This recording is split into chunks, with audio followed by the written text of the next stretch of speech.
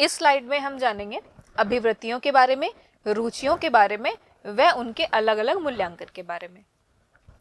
आपने कई ऐसे व्यक्तियों को देखा होगा जो किसी एक कार्य करने में बहुत अच्छे होते हैं, बहुत दक्ष होते हैं, परंतु दूसरा कार्य करने में उतने अच्छे नहीं होते हैं। इस प्रकार के व्यक्ति किसी विशेष क्षेत्र के विशेष क्षमता या विशेषताओं से युक्त होते हैं, परंतु दूसरे किसी क्षेत्र में तुलनात्मक रूप से नहीं होते हैं या फिर कम योग्य होते हैं। सबसे पहले हम अभिवृत्ति शब्द का मीनिंग जानेंगे। अभिवृत्ति शब्द का मीनिंग यही होता है जब किसी व्यक्ति विशेष में किसी विशेष क्षमता होती है लेकिन तुलनात्मक रूप से कम, किसी दूसरे क्षेत्र की अगर बात करी जाए तो वह क्षमता उसमें नहीं होती है। जैसे कि एक बच्चा मैथ्स में तो बहुत अच्छा है लेकिन सामाजिक विज्ञान में उतना अच्छा नहीं है, ठीक है। एक बच्चा पढ़ाई में बहुत अच्छा है लेकिन वो स्कूल की सांस्कृतिक चीजों में अच्छा नहीं है ना, मतलब सांस्कृतिक एक्टिविटीज में वो एक्टिव नहीं रहता। एक बच्चा है जो बोल तो बहुत अच्छे से पाता है लेकिन लिख अच्छे से नहीं पाता है। एक स्टूडेंट है जो टेस्ट बहुत अच्छे से लिख लेता है लेकिन अगर ओरल टेस्ट की बात हो तो वो ओरल टेस्ट अच्छे से नहीं दे पाता है। तो ये क्या होती है? विशेष क्षमताएं, विशेष योग्यताएं। किसी एक क्षेत्र में बहुत अच्छा है वो लेकिन किसी दूसरे क्षेत्र में उतना अच्छा नहीं है। जैसे कि हम यहाँ देखेंगे, एक व्यक्ति है जो डॉक्टर है, ठीक है। एक व्यक्ति है जो सिंगर है लेकिन वो डॉक्टर नहीं है, वो सिर्फ सिंगर है, ठीक है। एक व्यक्ति है, एक लड़की है जो सिर्फ टीचिंग अच्छा करवा रही है लेकिन वो सिंगिंग भी नहीं कर सकती और डॉक्टरी भी नहीं कर सकती। मतलब उसकी अभिवृत्ति क्या है? वो एक टीचिंग का काम कर रही है, वो एक शिक्षक है। आइए अब हम देखते हैं बुद्धि, अभिवृत्ति और उपलब्धि के बीच में क्या मेन अंतर है। ये हमारा बुद्धि है, ये अभिवृत्ति है, ये उपलब्धि है। जैसे कि हमने जाना बुद्धि क्या होती है? किसी कार्य को व्यक्ति जब करता है, किसी कार्य को व्यक्ति द्वारा करने की क्षमता, वो उस कार्य को कितना शिद्दत से कर रहा है। जैसे पढ़ाई तो सब करते हैं लेकिन कुछ बच्चे होते हैं जो बहुत ही अच्छी तरह से नोट्स बनाते हैं, अच्छी अच्छी राइटिंग्स में रजिस्टर को अच्छा सा करते हैं, डायग्राम्स भी बहुत अच्छे से बनाते हैं, फिर उस सब्जेक्ट में वो अव्वल हो जाते हैं या फिर अच्छा परफॉर्म करते हैं, है ना। तो वो उसकी बुद्धि हो गई, किसी कार्य को करने का तरीका बुद्धिमानी से। जैसे कहते हैं ना पेरेंट्स या फिर टीचर्स, हमारा बच्चा बड़ी बुद्धिमानी से सारा काम करता है। वहीं दूसरा अभिवृत्ति की बात करी जाए तो कार्य करने की व्यक्ति की संभाव्य योग्यता, किसी कार्य को वह संभाव्य बहुत अच्छे से करता है और उसमें योग्यता हासिल कर लेता है, ठीक है। जैसे कि मैथ्स में हमेशा 100 में से 99 नंबर आते हैं लेकिन सोशल में 100 में से 60 मार्क्स ही आ पाते हैं उसके, है ना। तो ये हम क्या कहेंगे? किसी कार्य को उसने इतनी अच्छी योग्यता से करा है कि वो बहुत ऑलमोस्ट 100% उसने उस काम को योग्यता से करा है, ठीक है। अब बात होती है उपलब्धि की। किसी दिए गए समय में आपके अपने प्रिय विषय का निष्पादन है, ठीक है। आपका कोई भी फेवरेट सब्जेक्ट है, आपको अगर कोई टास्क दिया जाए, ठीक है, सपोज मान लो कोई टेस्ट हो रहा है क्लास में, ठीक है, उसमें आपको 1 घंटा या 2 घंटे का समय दिया गया है और सपोज कर लो वो हिंदी का टेस्ट है, आपका फेवरेट सब्जेक्ट है और आपने क्या कर लिया, उसमें बहुत अच्छे नंबर लिए, तो आपने क्या उपलब्धि हासिल कर ली?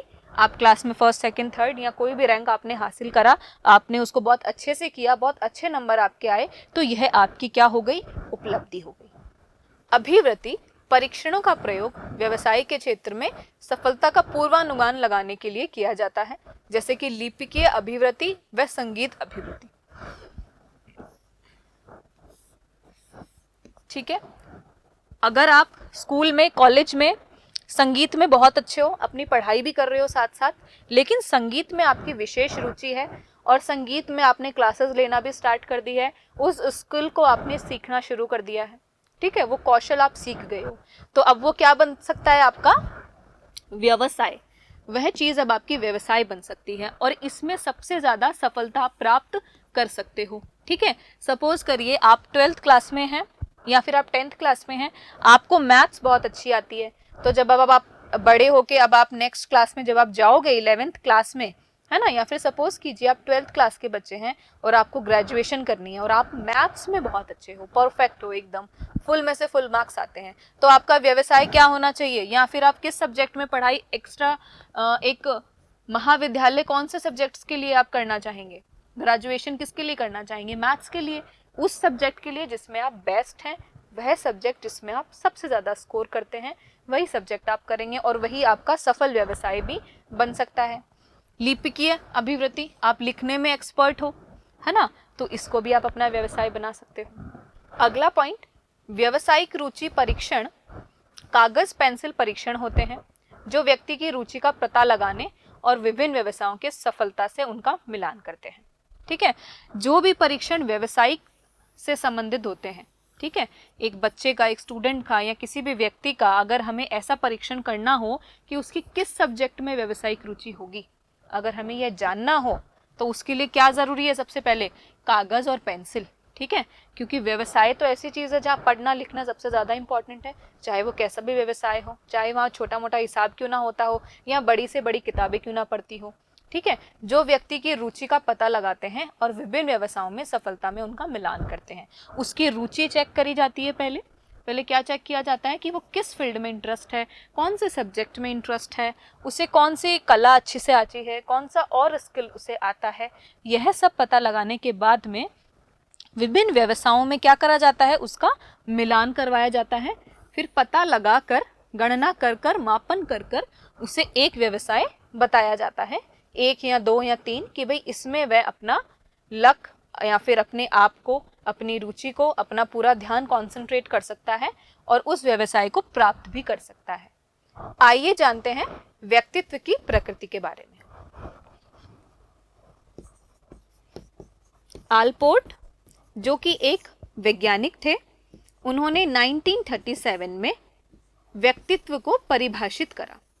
उनके अकॉर्डिंग व्यक्तित्व व्यक्ति का एक अनोखा और अपेक्षाकृत स्थिर व्यवहार है जो सभी परिस्थितियों में और काफी समय तक समान ही बना रहता है। मतलब हमारा व्यवहार, हमारा व्यक्तित्व इतना आसान नहीं है कि हर साल बदले या फिर हर महीने बदले, है ना। हम जैसे हैं हम वैसे ही रहते हैं। जैसे कि आपने देखा होगा, कुछ लोग बहुत मुश्किलों से मुस्कुरा पाते हैं, है ना, और कुछ लोग होते हैं जो हमेशा हंसते हैं, खिलखिलाते रहेंगे। कुछ लोग होंगे जो हमेशा बेचारी प्रवृत्ति में रहेंगे, एक हमेशा उदास रहेंगे, पीड़ा में रहेंगे। लेकिन कुछ लोग पता भी नहीं चलने देते कि उनके साथ क्या हो रहा है या कुछ गलत हो भी रहा है कि नहीं। तो ये सब क्या है? हमारा व्यक्तित्व है। कुछ लोग बहुत ईमानदार हैं, तो वो किसी भी सिचुएशन में चले जाएं, कहीं भी चले जाएं, हमेशा ईमानदारी ही प्रदर्शित करेंगे। लेकिन कुछ लोग बेईमान होते हैं, चाहे 10 रुपए की बात हो, चाहे 10,000 रुपए की बात हो, वह बेईमानी जरूर करेंगे। तो ये हम सबका क्या होता है? हमारे व्यक्तित्व की प्रकृति होती है, जो क्या होता है? ज्यादातर काफी समय तक समान ही बना रहता है, अनटिल और अनलेस, जब तक कोई ऐसी स्थिति हमारे सामने या हम कोई जीवन में फेस ना करें, है ना, तो तब तक हमारा जो रूप है, हमारा व्यक्तित्व का जो रूप है, जो प्रकृति है, वो समान बनी रहती है। अब हम जानेंगे व्यक्तित्व के विभिन्न परिप्रेक्ष्य। ठीक है, सबसे पहला परिप्रेक्ष्य होगा गुण परिप्रेक्ष्य, गतिशील, सामाजिक, सांस्कृतिक, मानवतावादी। ठीक है, गुण परिप्रेक्ष्य के अंदर हम गुणों के बारे में, व्यक्ति विशेष के गुणों के बारे में, गतिशील परिप्रेक्ष्य के अंदर हम उसके अचेतन मन के, जो हमारा इनडायरेक्ट अंदर से जो जैसे हैं हम क्या सोचते हैं, क्या विचार है, उसके बारे में हम जानेंगे।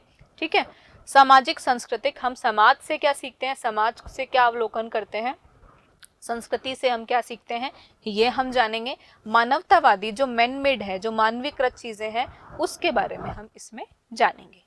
सबसे पहले गुण परिप्रेक्ष्य की बात करेंगे। व्यक्तित्व का वर्णन विभिन्न गुणों के आधार पर करने का प्रयत्न करते हैं। जैसे व्यक्तित्व के गुण, किसी भी व्यक्ति के गुण, कोई बहुत ही ज्यादा इंट्रोवर्ट है, अंतर्मुखी है, अपनी बातें शेयर नहीं करता, आसानी से दोस्त नहीं बनाता। आप देख सकते हो अपनी क्लास में या अपने पड़ोस में या आपके फ्रेंड्स में भी आप देखोगे कुछ बच्चे बहुत शाय रहते हैं, उन्हें प्रॉब्लम होगी तो भी वो नहीं बताएंगे, है ना।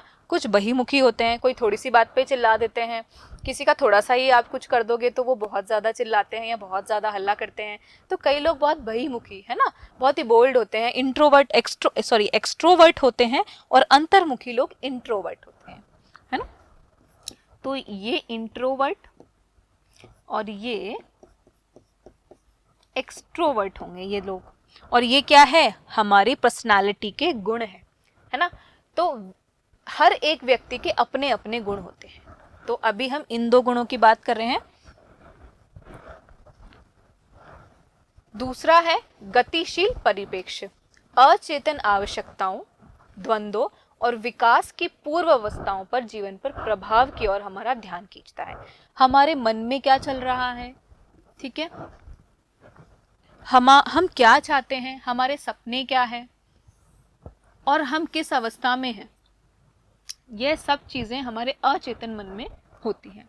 जैसे हमने अपना कोई लक्ष्य निर्धारित कर रखा है, हमने अपना कोई टारगेट बना रखा है, हम जीवन से कुछ चाहते हैं, हम कुछ करना चाहते हैं, हम कोई अपने अंदर एक विकास की अवस्था चाहते हैं, हमने कुछ टारगेट ले रखा है कि हम 2 साल बाद में या साल भर बाद में ये करेंगे, तो ये क्या करता है, हमारा सारा ध्यान उस एक तरफ खींचता है। इसको गतिशील परिप्रेक्ष्य बोलेंगे। तीसरा पॉइंट, सामाजिक सांस्कृतिक परिप्रेक्ष्य सामाजिक और सांस्कृतिक पर्यावरण के महत्व को प्रकाशित करता है। ये हम सब लोग सामाजिक लोग हैं, हम सब लोग समाज में रहते हैं, तो समाज में जो चीजें हो रही है उसका प्रभाव भी हम पर पड़ता है, ठीक है। और हम अपने संस्कृति से, पर्यावरण से जो सीखते हैं और हम उससे जो उम्मीद लगा के रखते हैं या जो एक्सपेक्टेशन हम करते हैं या जो समाज हमसे एक्सपेक्टेशन करते हैं, वह भी बहुत ही महत्वपूर्ण होता है और हमारे स्वयं के व्यक्तित्व में उसकी छवि कहीं ना कहीं होती है। हम देखते होंगे कि कई लोग हैं समाज में, काफ़ी अलग अलग तरह की NGOs चल रहे हैं, है ना, अलग अलग डांस सिखाए जा रहे हैं, पर्यावरण को बचाने के लिए काम किया जा रहा है, संस्कृति को बचाने के लिए सांस्कृतिक प्रोग्राम किए जा रहे हैं। इन सब चीज़ों से भी हम बहुत कुछ सीखते हैं, इन सब चीज़ों के गुण भी हमारे अंदर आते हैं और ये बहुत एट अ सेम टाइम ये सब चीज़ें बहुत ही महत्वपूर्ण होते हैं हमारे स्वयं के विकास के लिए। अगला पॉइंट है मानवतावादी परिप्रेक्ष्य। यह परिप्रेक्ष्य आशावादी और जीवन के सकारात्मक पहलुओं और क्षमताओं पर बल देता है, ठीक है।